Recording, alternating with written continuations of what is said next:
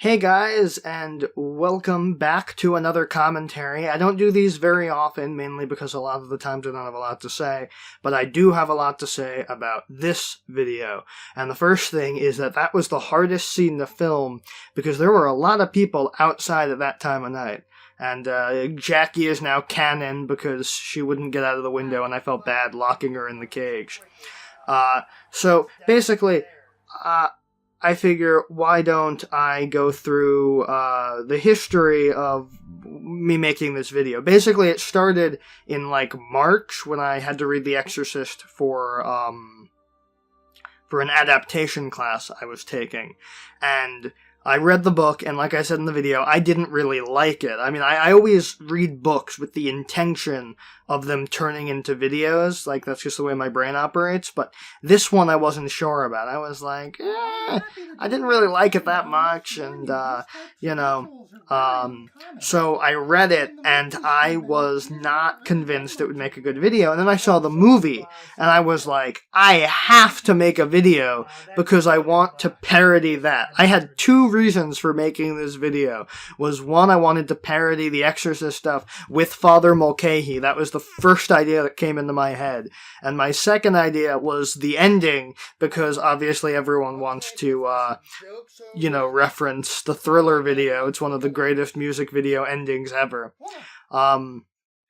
So that was sort of the history behind it. And then, I'm not entirely sure. I think the voice might be too high, but I was sort of basing my voice not off of William Christopher's voice, but the voices of the entire cast of MASH during the Father Mulcahy Sound-Alike contest in the episode Movie Tonight, because obviously it's more funny doing the imitation voice. Oh, this jocularity is quite unseemly, Hawkeye. So I did it like that, and so doing this video was actually pretty easy. I was able to buy the, I was able to buy the cross, the turtleneck, the Panama hat I actually found by accident. There was this new store that opened up in the mall near where I live, and the clothes there are dirt cheap. It's an English store or something. They started in the UK and Ireland, and their stuff is dirt cheap. I got a blazer for $40, which is amazing, and it's a really good quality jacket. So I just went in there because it had recently opened and I wanted to see, what do they got? And they had a Panama hat hanging up, and I was like, that's exactly the hat I need for the Exorcist video. And this was during the summer, so I had this planned for months. And then I slowly went and got all the other stuff together. And the day I was filming the outdoor scene from the beginning, I couldn't find the cross because I put it in a very specific place so I wouldn't lose it. And then I lost it. So I spent a half. That's why there's a huge difference in the lighting for the professor's scene at the door, where you can tell it's a much lighter out than it is in the other scene, which I couldn't do anything about because I had already shaved. I had already shaved my face, because Father Mulcahy, of course, does not have a beard, and I wanted it to be authentic. So I had to shave, which meant, because I couldn't find the cross, I wasted about 10 minutes, and I lost the daylight. And it went completely night. And it was still fine, because the streetlights were serviceable, and everything, it was fine. It's just annoying. And then I had to do ADR for that scene, and I don't think it came out well, but it was one bit, and I didn't think it was a huge deal, so I just kind of let it slide. I don't know if you guys noticed the ADR was really bad. I did, because I knew that when I did it. So that's basically the gestation. The making of this is I filmed it in segments over a few weeks. So I filmed the professor's scene outside. That was the first thing that was shot for this review. And then the following Thursday, So I did that on a Monday night, and then the following Thursday I filmed all of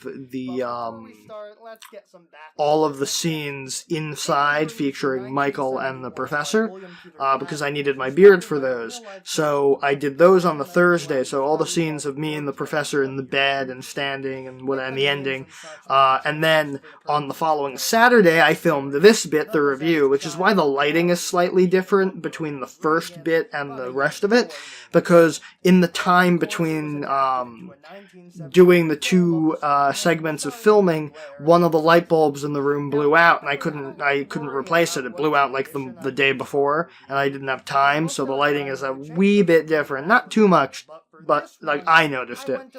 And then the following Monday, I was on a time crunch for this. I actually went out of town the weekend before Halloween. So, because I was in a time crunch, I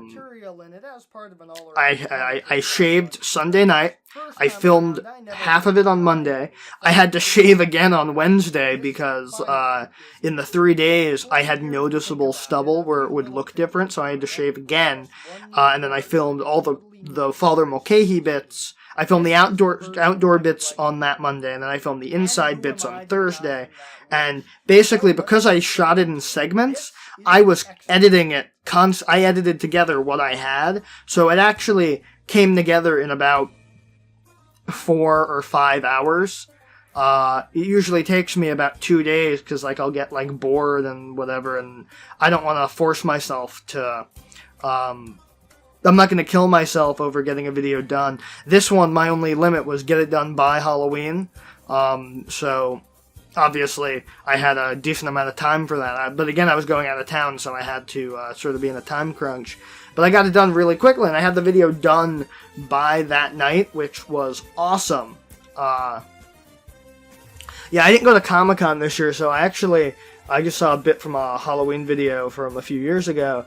Last year, actually. I didn't have a Den of Geek magazine or an Ash vs. Evil Dead thingy that I normally put in the background because I didn't get one this year because I didn't go. But yeah, so this video was actually probably one of the most intense videos I've ever shot. Because it was similar to the Three Doctors review from 3 years ago in 2015, because that one also required me to shave. But the thing about that video was that the part of young 2012 Michael was not as intense. It was only a few scenes, and for the majority of the video, it was everyone else who had a beard, so it was okay. But for this one, I had a pretty huge part as Father Mulcahy, so I kind of had to, I had to shave, and that was a big thing. I actually knew I was going to shave weeks before I did it. I decided that. That was one of the first things I decided. Father Mulcahy doesn't have a beard, I'll shave, because my beard grows back pretty quickly. Actually, in the video following this one, my newest video after this one was released, I was gonna put in a bit where I said, you might notice I shaved because I was possessed by a demon who possesses people with beards, so me and the professor had to shave. But I didn't have to, because in the 2 weeks it's been, even within the first week, my beard basically grew back. So nobody would really have noticed it. It was less thick, but it would have just looked like I trimmed it a little bit, and not that I completely shaved it off. But I did have a lot of fun doing this. The second reading of the book was actually really important, because when you know where the story's going, it's a lot more enjoyable. It was kind of a letdown when you're assuming it's going to be a horror book, and you don't get a lot of the crazy stuff until the very end, and it's like a mystery, and you get this cop, and you have this priest, and you have all this stuff going on, and it was very tough to get through the first time, but then reading it again, I got through it really quickly, because I guess because I knew where it was going, I was invested in it the second time around. So that was very interesting. So what else? I know I had something else to say. Yeah, so I don't know if you can tell the lighting is different here than in the hello and welcome segment, because those were filmed on 2 different days. But I don't think it's that noticeable, if it is at all, but it looked very noticeable at the time. So I was concerned about that.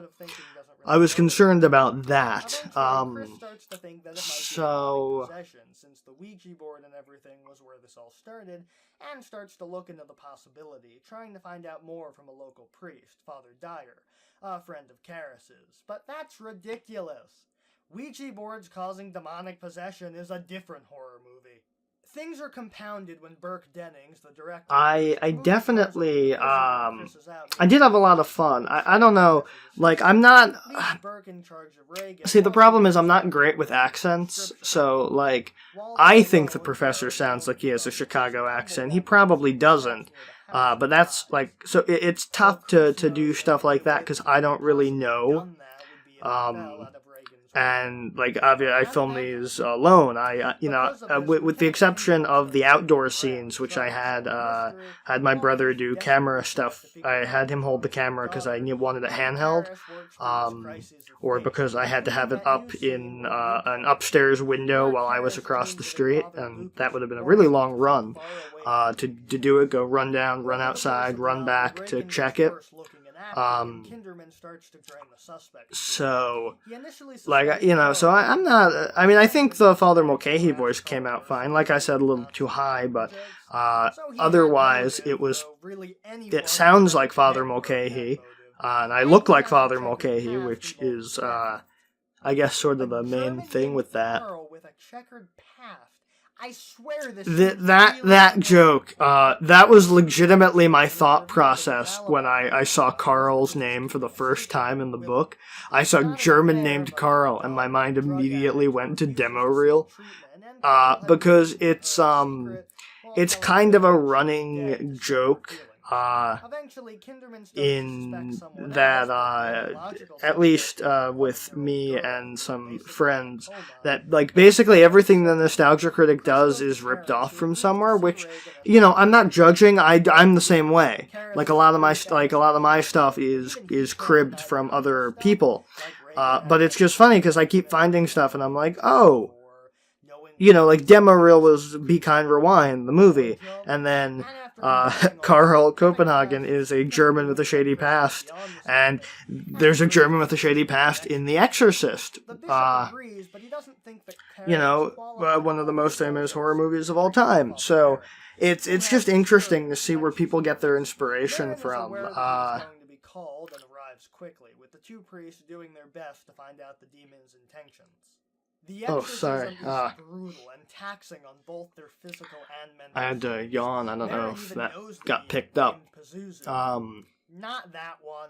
Having fought it before, which is why he could sense Pazuzu's. So, another thing I think that this video was sort of an experiment in is doing, like, framing narratives that aren't related to a storyline. Like, I name-drop Mike Sano at the end, but other than that, like I said in a blog post a few months ago, like, I put the storyline on indefinite hold because I really don't have the material or the stuff to pull off what I'm imagining in my head, and I'd rather wait until I have the means to do it, so it'll be good instead of having, like, a bunch of crappy ones.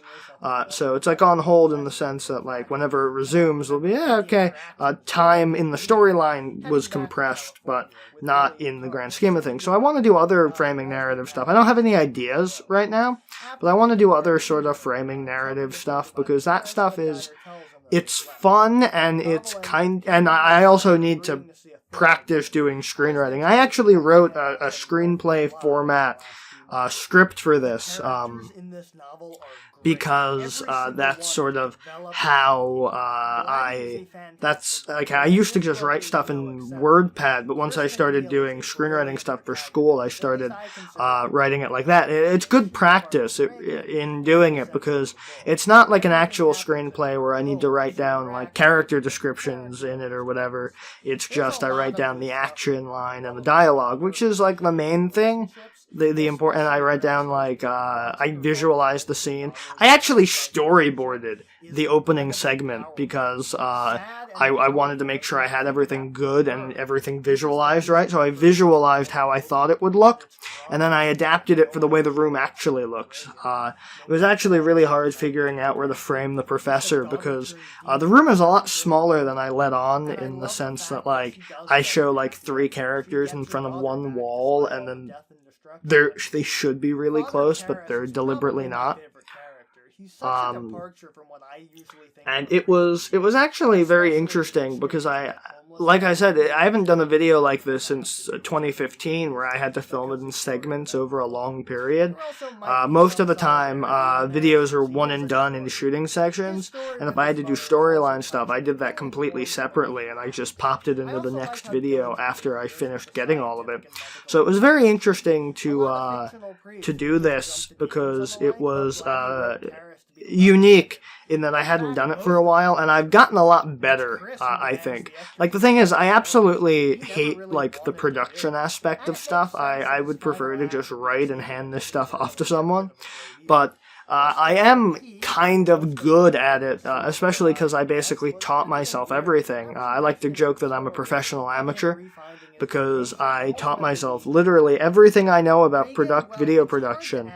I either taught myself by fucking around with the program, or I learned from a tutorial or the manual, and same thing with, like, writing. Like, I took screenwriting classes, but, like, I was writing narrative, screenwriting stuff since before then. I was trying to write movies when I started the show in, like, 2013, 2012, way before I was even in college to take these writing classes.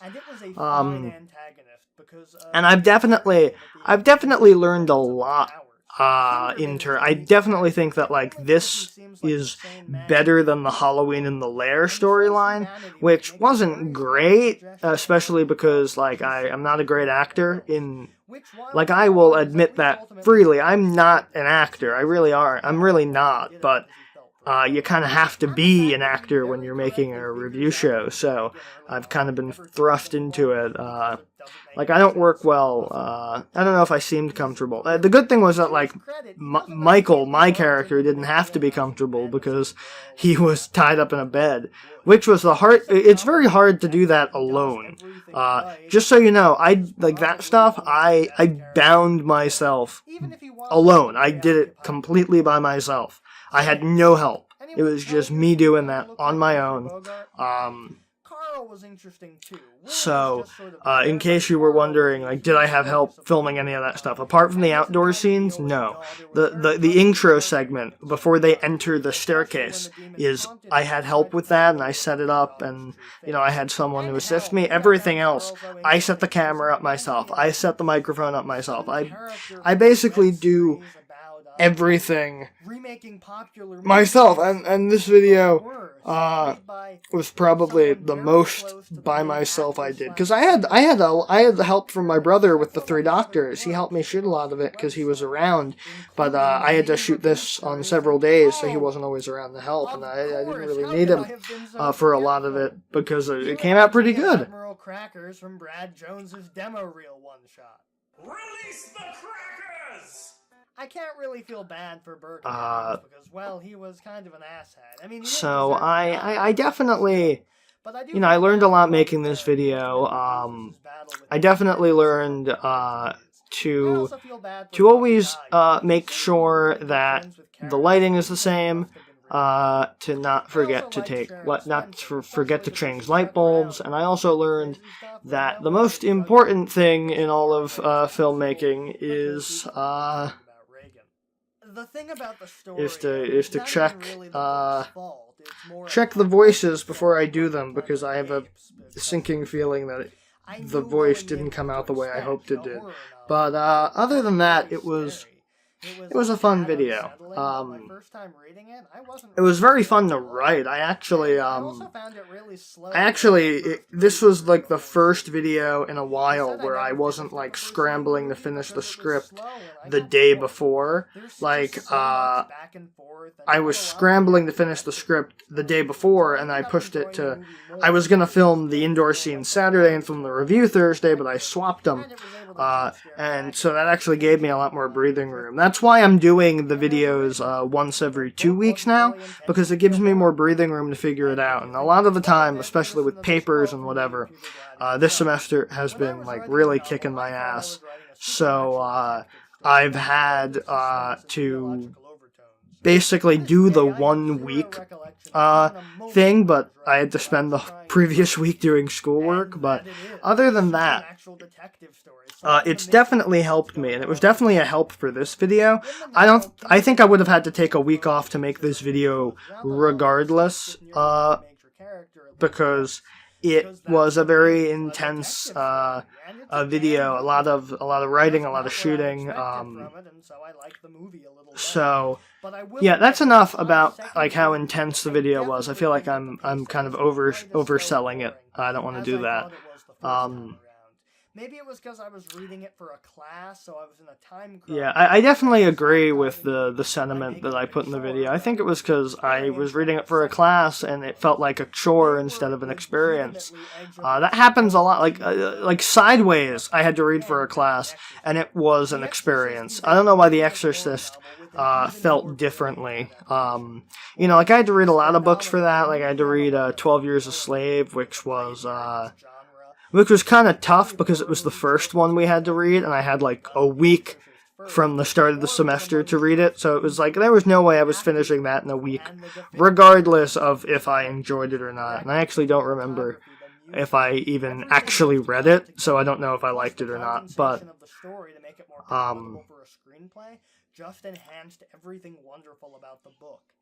I like the movie better, because like Jurassic Park, it took every good thing that the book had and enhanced it. I still love this book to death, and after my second reading, having seen the movie in its entirety, I definitely like the book and movie more equally.